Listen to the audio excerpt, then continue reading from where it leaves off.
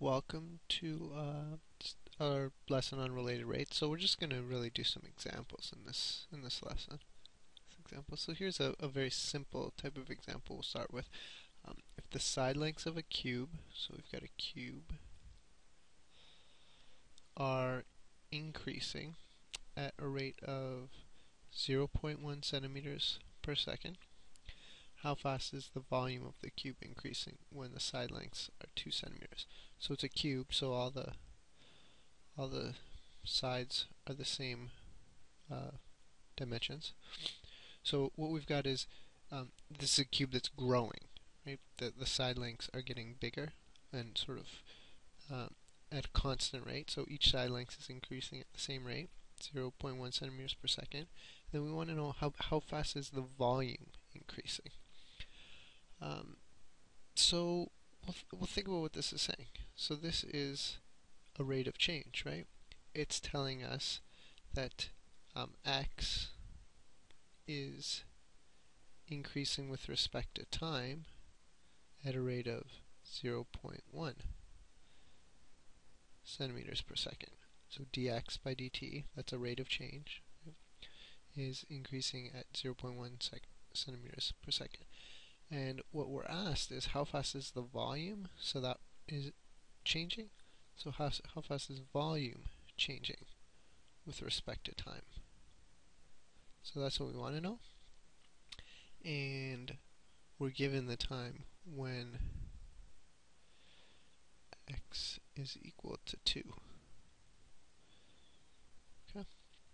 Well, what we're going to do now is, looking at the title of the lesson, let's go back, related rates. So these are two rates, right? We have two rates. Now what we need to do is relate them. So we need to come up with an equation which relates v and x. Well, what equation relates the volume of a cube to its side length? So that's pretty simple. Volume is equal to x cubed. Right? But now I want to, this just relates volume to side length, not the rate, dx by dt. So what I'm going to do here is I'm going to differentiate. I'm going to differentiate volume with respect to t, and I'm going to differentiate both sides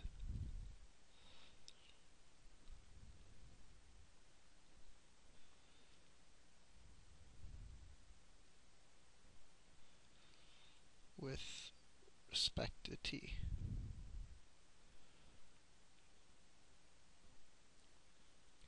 So d by dt of v is equal to d by dt of x cubed.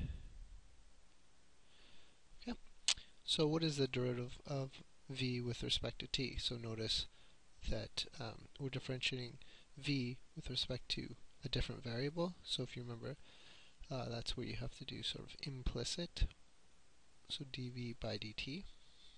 And with the derivative of x cubed, well, the derivative of x cubed is 3x squared, but it's with respect to t, so you're thinking of x as a function of t, so you have to do implicit, which means you multiply by a dx by dt, and now just sub in everything you know. So remember, we're looking for dv by dt, so dv by dt is equal to 3 times x squared, so x in this case was 2 squared, times dx dt was 0.1. So that would be 3 times 4 times 0.1, which would be 1.2. And then what are the units on that? Well, it's volume, so centimeters cubed per second.